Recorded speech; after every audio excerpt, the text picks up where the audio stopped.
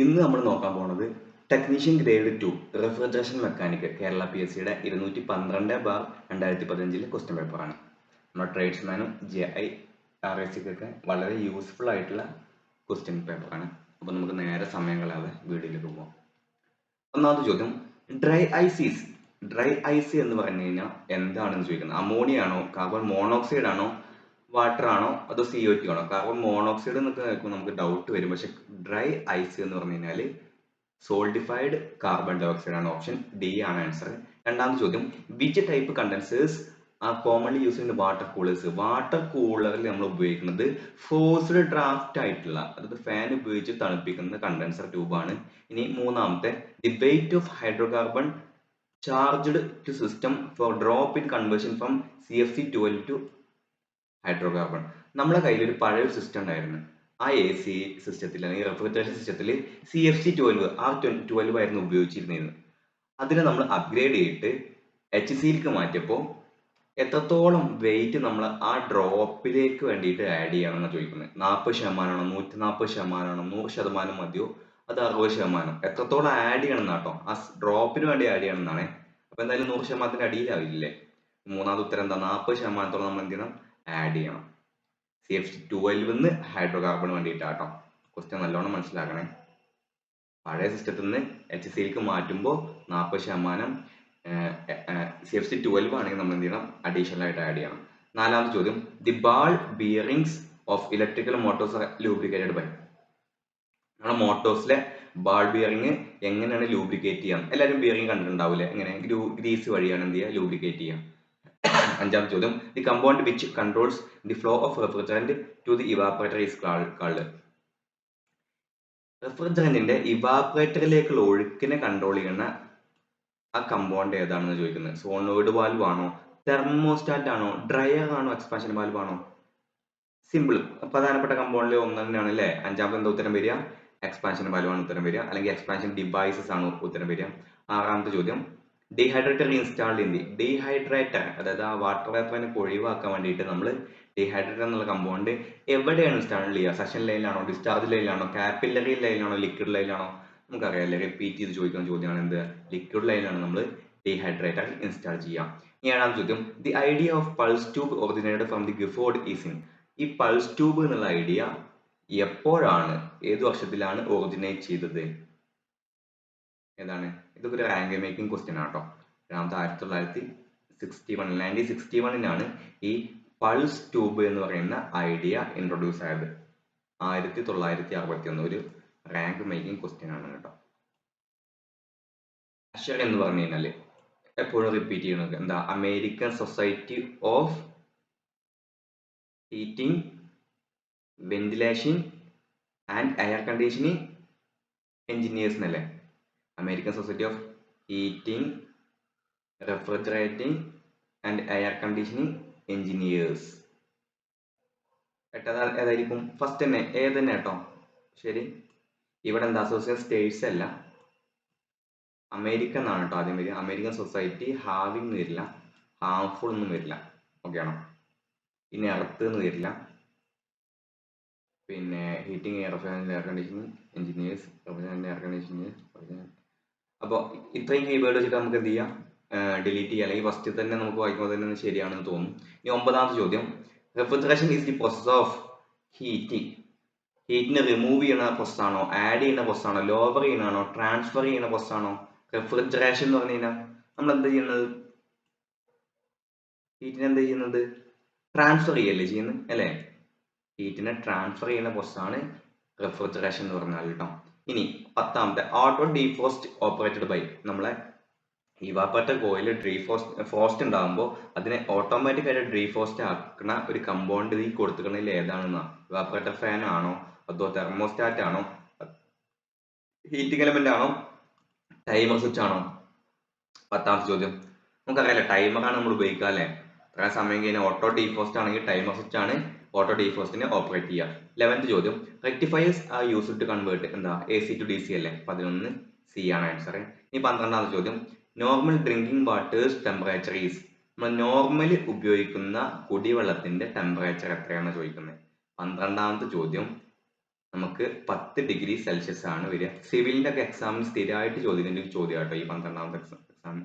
ഈ ചോദ്യം civil based എക്സാമിന് സ്ഥിരമായിട്ട് വാട്ടർ ട്രീറ്റ്മെന്റിൽ നിന്ന് ചോദിക്കുന്ന, അല്ലെങ്കിൽ പ്ലംബേഴ്സിന്റെ ഒക്കെ പ്ലംബർ ട്രേഡ്സ്മാൻ പ്ലംബറിലൊക്കെ ഒരുപാട് തവണ റിപ്പീറ്റ് ചെയ്ത ചോദ്യമാണ് ഈ ചോദ്യം. ഇനി ബ്രൈൻ സൊല്യൂഷൻ എന്ന് പറഞ്ഞു കഴിഞ്ഞാൽ 13ാമത്തെ ചോദ്യം, brine solution is maintain the temperature ആണോ, ഹൈലി ഫ്ലാമബിൾ ആണോ, മെയ്ഡ് ഓഫ് ഡീസൽ ആണോ, സെക്കൻഡറി റെഫ്രിജറന്റ് ആണോ? നമുക്കറിയാം മെയ്ഡ് ഓഫ് ഡീസൽ ഒന്നല്ല അല്ലെ. എന്താണ് അപ്പോൾ ഇതൊരു സെക്കൻഡറി റെഫ്രിജറന്റ് ആണ്. അപ്പോൾ ബ്രൈൻ സൊല്യൂഷൻ എന്ന് പറഞ്ഞു കഴിഞ്ഞാൽ സെക്കൻഡറി റെഫ്രിജറന്റ് ആണ്.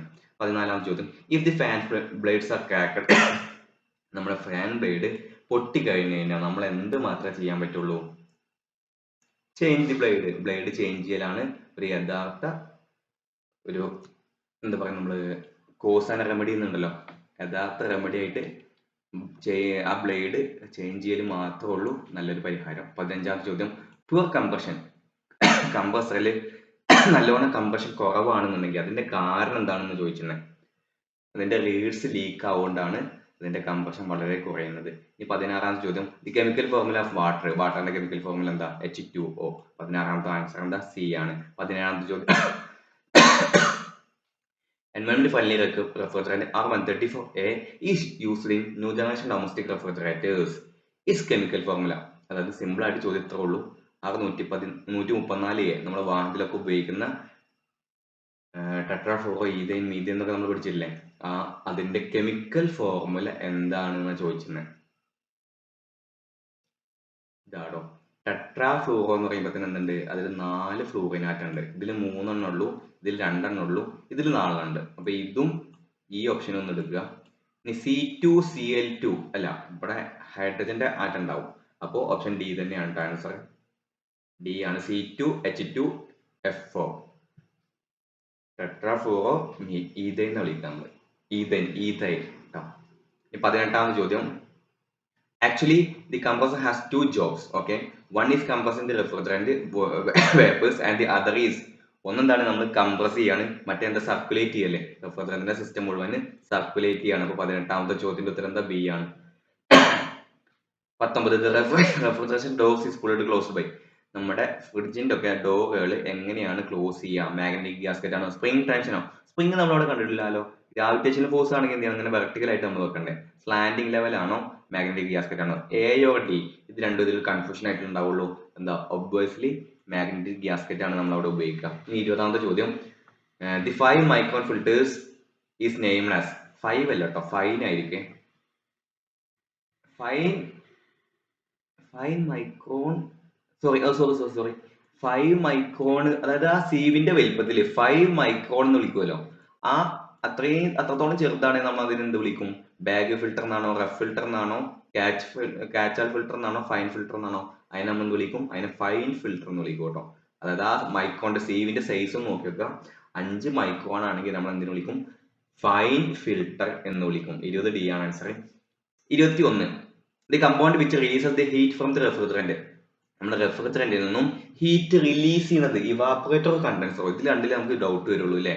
എന്താ? ഹീറ്റ് സ്വീകരിക്കുന്ന ഇവാപറേറ്റർ ആണ്, ഹീറ്റ് റിലീസ് ചെയ്യുന്നത് ആരാണ്? കണ്ടൻസർ ആണ്. അപ്പൊ 21ാമത്തെ ചോദ്യത്തിന്റെ ഉത്തരം എന്താണ്? ഓപ്ഷൻ എ, കണ്ടൻസർ ആണ്. ഇനി 22, CAB stand four, CAB, C full form dot A dot B. CAB എന്ന് പറയുന്നത് സെൻട്രൽ എയർ വോളിയം ആണോ, കോൺസ്റ്റന്റ് എയർ വോളിയം ആണോ, കോൺസ്റ്റന്റ് എയർ വെലോസിറ്റി ആണോ, ക്രിയേറ്റീവ് എയർ വോളിയം ആണോ? 22ാമത്തെ ഉത്തരം എന്താ? കോൺസ്റ്റന്റ് എയർ വോളിയം ആട്ടോ, CAB. കോൺസ്റ്റന്റ് എയർ വെലോസിറ്റി എന്നൊക്കെ നമ്മൾ ഇങ്ങനെ കറപ്പിക്കാനൊക്കെ ബബിൾ ചെയ്യാനൊക്കെ നമുക്ക് തോന്നും, പക്ഷെ പഠിച്ചു വെക്കുക. CAB stand for constant air volume ആണ് answer. 23, R717 stand for ammonia അല്ലെ. 23 എ ആണ് ആൻസർ. ഇനി 24, zeotrope mixtures are coming under, 400 മുതലാണ് ജിയോഡ്രോപ്പിന്റെ നമ്പേഴ്സ് തുടങ്ങുക കേട്ടോ. ഇനി 25, the clearance between cylinder wall and piston is kept at, നമ്മുടെ സിലിണ്ടർ വാളിന്റെയും പിസ്റ്റന്റെയും തമ്മിലുള്ള ക്ലിയറൻസ്, അത് ഒന്ന് അങ്ങോട്ടും ഇങ്ങോട്ടും ജസ്റ്റ് ഒന്ന് സ്ലൈഡ് ചെയ്താൽ പോരെ. പിസ്റ്റൺ റെസിപ്രോക്കേറ്റ് ചെയ്യുമ്പോൾ ആ ക്ലിയറൻസ് നമ്മൾ എത്ര കൊടുക്കുക? 0.003 ഇഞ്ചാണോ, അതോ 0.03 ഇഞ്ചാണോ, 0.0? ഇതിൽ ഏതാ ആൻസർ എന്താ വരിക? ഇത് ഓപ്ഷൻ എ ആണ് കേട്ടോ ആൻസർ വരിക. 0.003 ഇഞ്ചാണ് വരിക. ഇനി 26ാമത്തെ ചോദ്യം, കാസ്റ്റേൺ ഈസ് പ്രൊഡ്യൂസ്ഡ് ഫ്രം ഏത് ഫർണസ് എന്നാണ് നമ്മൾ കാസ്റ്റേൺ പ്രൊഡ്യൂസ് ചെയ്യാം? നമുക്കറിയാം അല്ലെ, കുപ്പോളയിൽ നിന്നാണ് നമ്മൾ കാസ്റ്റേൺ പ്രൊഡ്യൂസ് ചെയ്യാം. ഇനി unit of resistance ohm B ആണ്. Efficiency is always less than 1 ആണ് കേട്ടോ. Efficiency is always less than 1 ആണ്. ഒരു സിസ്റ്റം എന്ത് ചെയ്യില്ല, ഒരു സിസ്റ്റം 100% എഫിഷ്യന്റ് അല്ലല്ലോ, അങ്ങനെ ആലോചിച്ചാൽ മതി. 29 the reason for poor condensation poor ആകാനുള്ള കാരണം എന്താ? Poor brazing, fins blocked, capillary check, no lubrication. എന്തായിരിക്കും? 29 ഫിൻസ് ഒക്കെ ചളി കൊണ്ടൊക്കെ ബ്ലോക്ക് ചെയ്തിട്ടുണ്ടെങ്കിൽ, കണ്ടൻസർ ഫിൻസ് ഒക്കെ ബ്ലോക്ക് ചെയ്തിട്ടുണ്ടെങ്കിൽ നമുക്ക് എന്തായിരിക്കും? കണ്ടൻസേഷൻ വളരെയധികം കമ്മിയാവില്ലേ? അപ്പോൾ 29ാമത്തെ ആൻസർ ഡി ആണ് ആൻസർ. ഇനി 30ാമത്തെ ചോദ്യം നോക്കാം. ഐഡിയൽ പ്രഷർ ഫോർ F12ന്റെ ഐഡിയൽ ആയിട്ടുള്ള പ്രഷർ എത്രയാണെന്ന് ചോദിക്കുന്നത്. 6 kg/cm² ആണ് കേട്ടോ. ഓപ്ഷൻ സി ആണ് ആൻസർ. 30ാമത്തെ ആൻസർ സി ആണ്, 6 kg/cm². 31 the metal wire which give good earth contact. നല്ലോണം എർത്ത് കോണ്ടാക്ട് ചെയ്യുന്ന വയർ ഏതാണ്? ഗ്ലാസ് ആണോ? ഗ്ലാസ് അല്ല അല്ലെ, നമുക്കറിയാം അല്ലെ, അലുമിനിയം, ഗ്ലാസ്, കോപ്പർ. ഈ 3 എണ്ണത്തിൽ ഏതാണ് ഏറ്റവും കൂടുതൽ എർത്ത് കോണ്ടാക്ട് കൊടുക്കുന്നത്? നമ്മൾ വീട്ടിലൊക്കെ ഉപയോഗിക്കണല്ലേ, ഏതാ? കോപ്പർ വയർ ആണ് കേട്ടോ, അല്ലെങ്കിൽ കോപ്പർ പ്ലേറ്റ് ഒക്കെ നമ്മൾ ഉപയോഗിക്കും. ഈ ഗ്യാസ്കറ്റ് എന്താ പ്രിവെന്റ് ചെയ്യുക? ഹൈ ടെമ്പറേച്ചർ ആണോ, വാട്ടർ ഫ്ലോ ആണോ, ലോ പ്രഷർ ആണോ, ലീക്കിംഗ് ജോയിന്റ് ആണോ? നമുക്കറിയാം അല്ലേ, ജോയിന്റ് ലീക്കുകൾ കുറക്കാൻ വേണ്ടിയിട്ട് അല്ലെങ്കിൽ മാക്സിമം പ്രിവെന്റ് ചെയ്യാൻ വേണ്ടി ഉപയോഗിക്കുന്നതാണ് ഗ്യാസ്കറ്റ്. 32ാമത്തെ ആൻസർ ഡി ആണ്. ഇനി 33 the evaporator which is more efficient. നല്ലോണം എഫിഷ്യന്റ് ആയിട്ടുള്ള ഇവാപറേറ്റർ ഏതാണ്? ഡ്രൈ ഇവാപറേറ്റർ ആണോ, ഫ്ലഡഡ് ആണോ, അത് ഹീറ്റ് എക്സ്ചേഞ്ചർ ആണോ, ഇവാപറേറ്റർ കണ്ടൻസർ ആണോ? ഏറ്റവും കൂടുതൽ എഫിഷ്യന്റ് ആയിട്ടുള്ളത് എ ആണോ, ബി ആണോ, ഡി ആണോ? ആൻസർ എ ആണോ, ബി ആണോ? ഫ്ലഡഡ് ഇവാപറേറ്റർ അല്ലേ, അല്ലാതെ നമ്മളെ ഇത് ഡ്രൈ എന്ന് പറയുന്നത് നമ്മളെ നാച്ചുറൽ എയർ കൊണ്ടാണ്, ഇത് വാട്ടർ കൊണ്ടാണ്. അപ്പോൾ ഫ്ലഡഡ് ഇവാപറേറ്റർ ആണ് ആൻസർ. ഇനി 34ാമത്തെ ചോദ്യം, തെർമോസ്റ്റാറ്റ് എലമെന്റ് ഈസ് ചാർജ്ഡ് വിത്ത് എന്താ? വളറ്റിലെ റെഫ്രിജറന്റ് അല്ലെങ്കിൽ വളറ്റിലെ ലിക്വിഡ് കൊണ്ടാണ് നമ്മൾ എന്ത് ചെയ്യുക? ചാർജ് ചെയ്യാം. 35 the electrical fire spreading can be protected by. Electrical ഫയേഴ്സിനെ അത് സ്പ്രെഡ് ചെയ്യണതിനെ എങ്ങനെയാണ് തടയുക, എങ്ങനെ പ്രിവെന്റ് ചെയ്യാം? 35ാമത്തെ ആൻസർ എന്താ വരിക? ആലോചിച്ച് നോക്കും.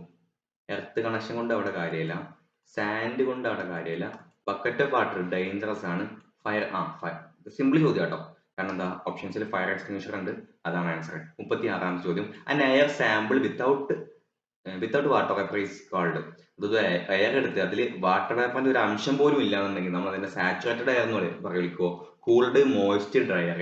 ഈ മോയ്സ്റ്റ് എയർ നമുക്ക് എന്തായാലും ഇപ്പൊ വെട്ടിക്കളയാം. അതുപോലെ തന്നെ കൂൾഡ് എയറും നമുക്ക് ഡൗട്ട് വരില്ല. ഈ ബാക്കി രണ്ടെണ്ണം നമുക്ക് ഡൗട്ട് വരും. 36ാമത്തെ ഉത്തരം എന്തായിരിക്കും? സിമ്പിൾ, ഡ്രൈ എയർ ആട്ടോ. എന്താ? ഡ്രൈ എയർ ആണ് ആവശ്യം. ഇനി തെർമോസ്റ്റാറ്റ് കൺട്രോൾസ്. 37ാമത്തെ ചോദ്യം, തെർമോസ്റ്റാറ്റ് എന്താണ് കൺട്രോൾ ചെയ്യുന്നത്? വോൾട്ടേജ് ആണോ, എയർ ഫ്ലോ ആണോ, പ്രഷർ ആണോ, അതോ ടെമ്പറേച്ചർ ആണോ കൺട്രോൾ ചെയ്യുന്നത്? Thermostat temperature of the system ആണ് നമ്മൾ തെർമോസ്റ്റാറ്റ് കൺട്രോൾ ചെയ്യുക. 37 ഡി ആണ് answer. 38 the valve seating should be checked for leak by. നമ്മുടെ വാൽവ് സീറ്റിംഗ് എന്ത് ചെയ്യണം? ലീക്കിന് ചെക്ക് ചെയ്യൂല, അതെങ്ങനെ ചെക്ക് ചെയ്യാം? സ്പിരിറ്റ് ഉപയോഗിച്ചിട്ടാണോ, കെറോസിൻ ഉപയോഗിച്ചിട്ടാണോ? നമ്മൾ കെറോസിൻ ഉപയോഗിച്ചിട്ടാണ് വാൽവ് സീറ്റിംഗ് ഒക്കെ ചെക്ക് ചെയ്യുക കേട്ടോ. ഇനി the size of gasket is based on. ഗ്യാസ്കറ്റിന്റെ സൈസ് നമ്മൾ എങ്ങനെ പറയാം? അതിന്റെ വിഡ്ത്ത് അല്ലെങ്കിൽ തിക്നെസ് ഒക്കെ രണ്ടും ഉണ്ടല്ലേ. തിക്നെസ് ആട്ടോ, കനാണ് നമ്മൾ നോക്കുക കേട്ടോ. 39 സി ആണ് ആൻസർ. വീതി നമ്മൾ ഓരോ കമ്പൗണ്ട്, പമ്പാണെങ്കിൽ ഇപ്പൊ വീതി കൂടൂലേ, അല്ലെങ്കിൽ വല്ല എഞ്ചിൻ പാട്ടൊക്കെ ആണെങ്കിൽ ഇത്ര വീതി, ഇത്ര നൈസ് ആയിട്ടുള്ള ഗ്യാസ്കറ്റ് നിങ്ങൾ കണ്ടിട്ടില്ലേ? അതുപോലെ തന്നെ ഇത്രയും വീതി അതിന് നമ്മൾ ഇതില്ല, വിടുത്ത് നോക്കത്തില്ല, തിക്നെസ് മാത്രം, അതിന്റെ കട്ടി മാത്രം നമ്മൾ നോക്കത്തുള്ളൂ കേട്ടോ. 39 ആൻസർ സി ആണ് വരിക. 40 1 ജൂൾ എന്ന് പറഞ്ഞാൽ 10⁻⁷ എർഗാണ്. 1 ജൂൾ എന്ന് പറഞ്ഞാൽ 10⁻⁷ എർഗാണ്. 41 the maximum amount of vapors having no unvaporized liquids. മനസ്സിലായില്ല?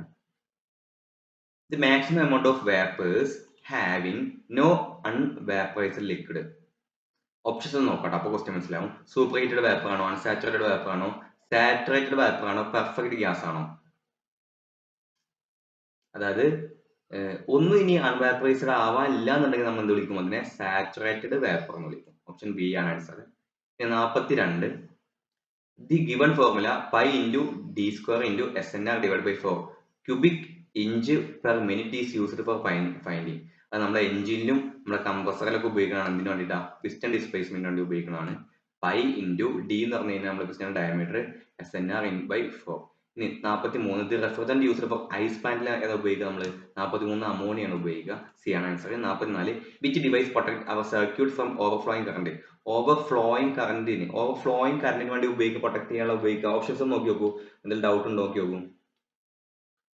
ഫ്യൂസ് ഉരുകല്ലേ ചെയ്യാം. അതെ, ഫ്യൂസ്. കാരണം 16 ആംപിയറിന്റെ ഫ്യൂസ് ആണെങ്കിൽ അതിനെക്കാട്ടിലും കറണ്ട് കൂടി പോയി കഴിഞ്ഞാൽ എന്ത് ചെയ്യും? ആ ഫ്യൂസ് ഉരുക ചെയ്യാം. അപ്പൊ അതാണ് ഓവർഫ്ലോയിങ് കറണ്ടിനെ പ്രൊട്ടക്ട് ചെയ്യാനുള്ള device. 45 relay is and dash operated switch. Relay നമ്മൾ പ്രഷർ ആണോ, ടെമ്പറേച്ചർ ആണോ, എയർ ഫ്ലോ ആണോ, ഇലക്ട്രിക്കൽ ആണോ ഓപ്പറേറ്റ് ചെയ്യുക? സിമ്പിൾ ചോദ്യം അല്ലേ? എന്താ? ഇലക്ട്രിക്കൽ കൊണ്ടാണ് നമ്മൾ റിലേ ഓപ്പറേറ്റ് ചെയ്യുക. 46 called air moves in the direction of. Called air moves in the direction of upward ആണോ, ഹൊറിസോണ്ടൽ ആണോ, ഡൗൺവേർഡ് ആണോ, all of the direction. Called air ആകുമ്പോൾ അതിന് ഡെൻസിറ്റി എന്താ ഉണ്ടാവുക? കൂടുതൽ ചെയ്യുക. അപ്പൊ 46 എന്തായിരിക്കും? ഡൗൺവേർഡ് ആണ് മൂവ് ചെയ്യുക കേട്ടോ. കനം കൂടുമ്പോൾ സാധനം അടിയിലേക്ക് വരിക. 47 brine solution density is checked by. Brine സൊല്യൂഷന്റെ ഡെൻസിറ്റി ചെക്ക് ചെയ്യാൻ ഹൈഡ്രോമീറ്റർ ആണോ നമ്മൾ ഉപയോഗിക്കുക, അതോ ടാക്കോമീറ്റർ, അനിമോമീറ്റർ, തെർമോമീറ്റർ?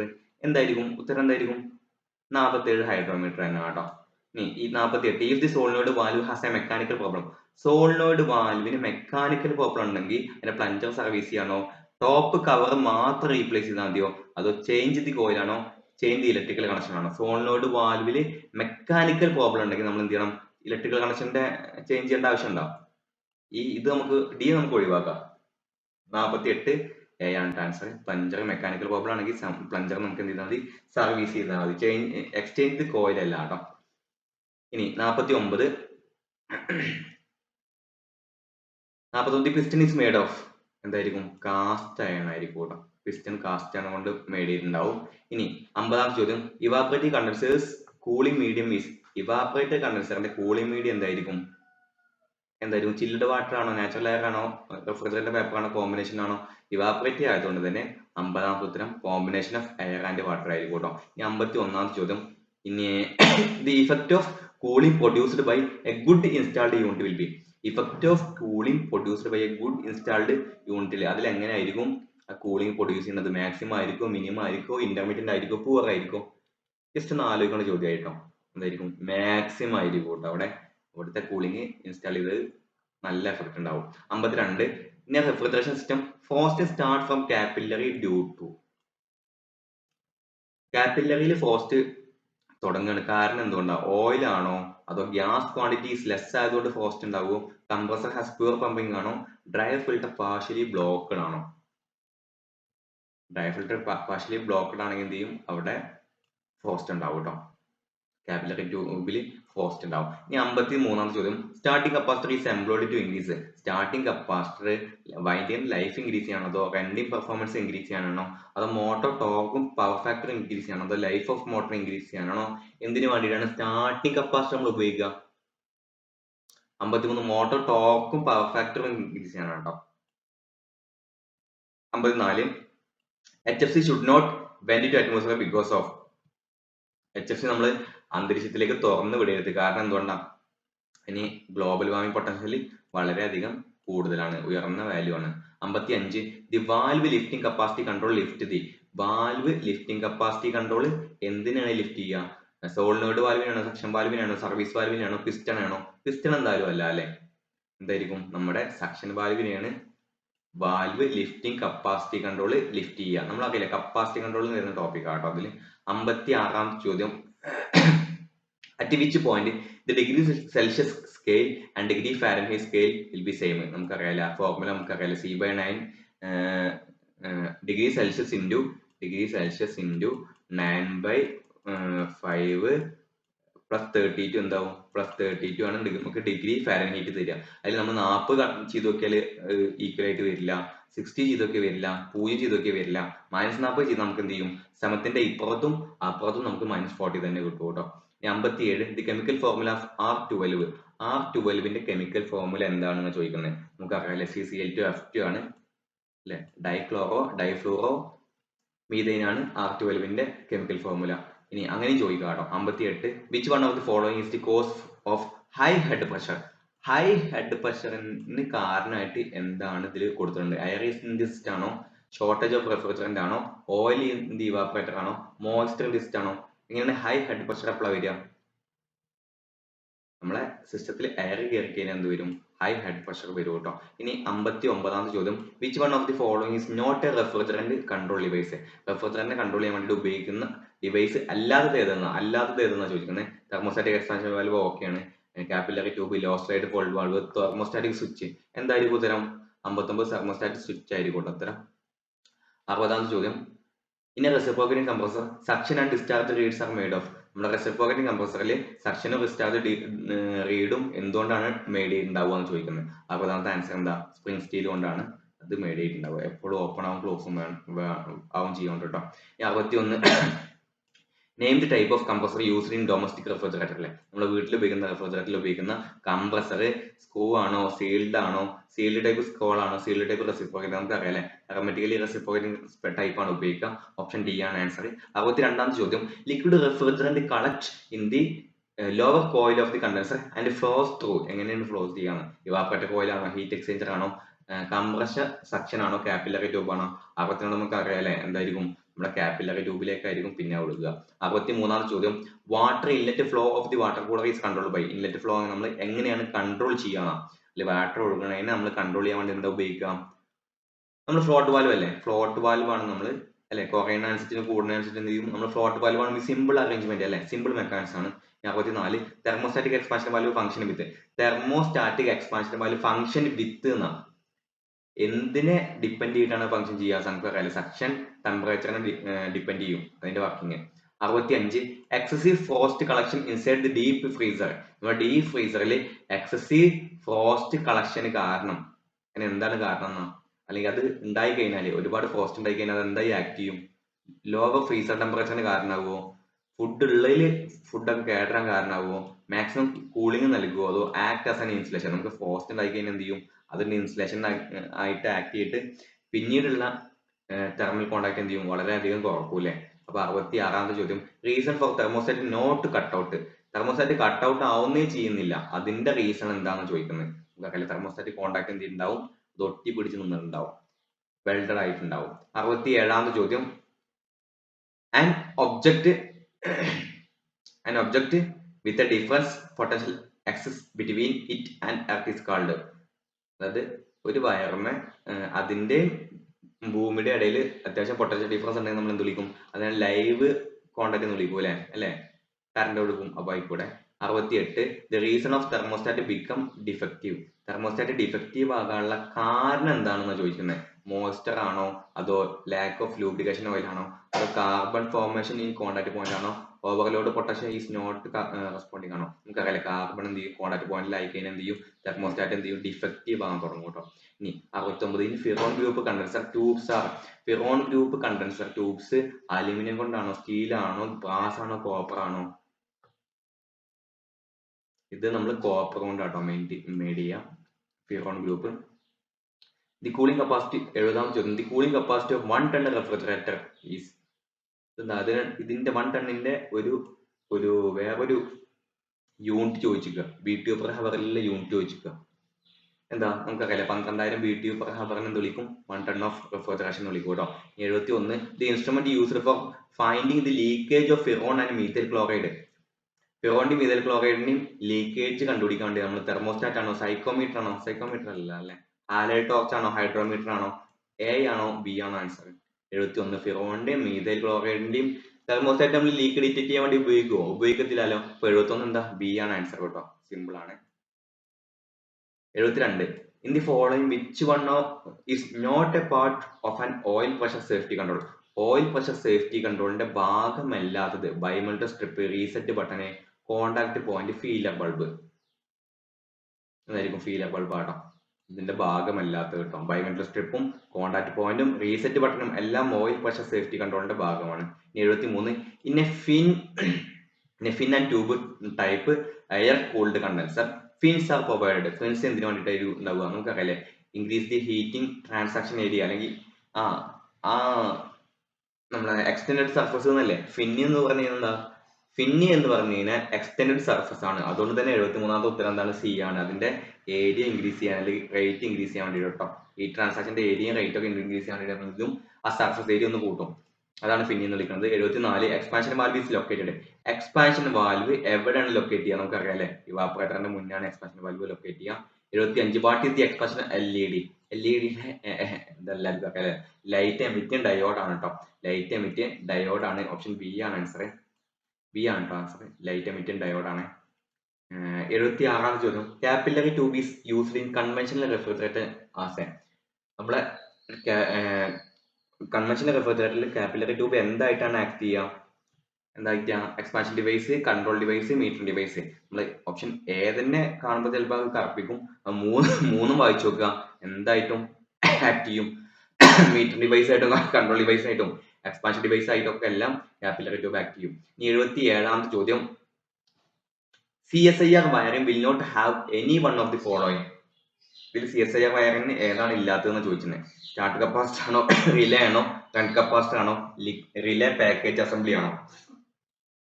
ഇതിലെ റൺ കപ്പാസിറ്റർ ഉണ്ടാവത്തില്ല. ഇനി 78, കാരണം എന്താ, കമ്പൾസർ സ്റ്റാർട്ട് ഇൻഡക്ഷൻ റൺ ആട്ടോ, IR ആണ്. അപ്പൊ അതുകൊണ്ട് തന്നെ റൺ കപ്പാസിറ്റർ അതിൽ ഉണ്ടാവില്ല. 78ാമത്തെ ചോദ്യം,